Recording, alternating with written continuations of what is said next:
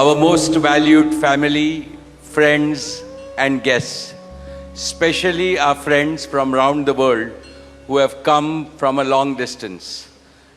Good evening. We have with us as our special guests today our spiritual and religious leaders. They have come specially to bless Anant and Radhika. आप सबको मेरा सादर प्रणाम और खूब खूब स्वागत. To all our guests today, on behalf of Neeta and me, I have to say that the Bharat took over and we could not welcome you as we would have liked to from our heart. So my apologies. We wanted to welcome each and every one of you. And I take this opportunity that Neeta, I, along with Shaila and Viren, welcome each and every one of you with a warm heart. In the Indian tradition, marriage is between two individuals, whereas a wedding is between two families and all their friends and near and dear ones. Therefore, we are profoundly grateful to all of you for sharing our joy and excitement at the auspicious wedding of Shubh Vivah Sanskar of Anant and Radhika. This is the final and the most auspicious ceremony of their divine union and the last wedding in our family. Neeta has worked very hard to curate a deeply immersive experience of India's rich culture and a spirit of a traditional Indian wedding. Over the next 2 days, participate wholeheartedly in the festivities and enjoy them to your heart's content. I am sure all of us together will make memories that will last forever.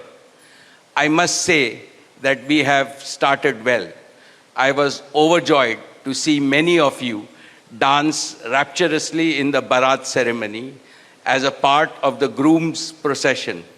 And only I thought that I could dance with my granddaughter, but Boris beat me to it. He had 2 daughters on with him and he did a great job, Boris. So that truly was a hurricane, wasn't it? Now the calm has descended. It's time for the sanctified rituals of a traditional Hindu marriage in the presence of all our loved ones and well-wishers like you. On this long-awaited occasion, I invoke with utmost devotion the blessings of our Kul Devta, our Gram Devta, and Ishta Devta, and all the elders of the Ambani and the merchant families. The first to bless Anant and Radhika will be their doting grandparents, those who are with us today and those who are in heaven. Today I pray to the Almighty that Radhika and Anant be so blessed that their life together is filled with sukh, swasthya, samriddhi and safalta, happiness, health, prosperity and success.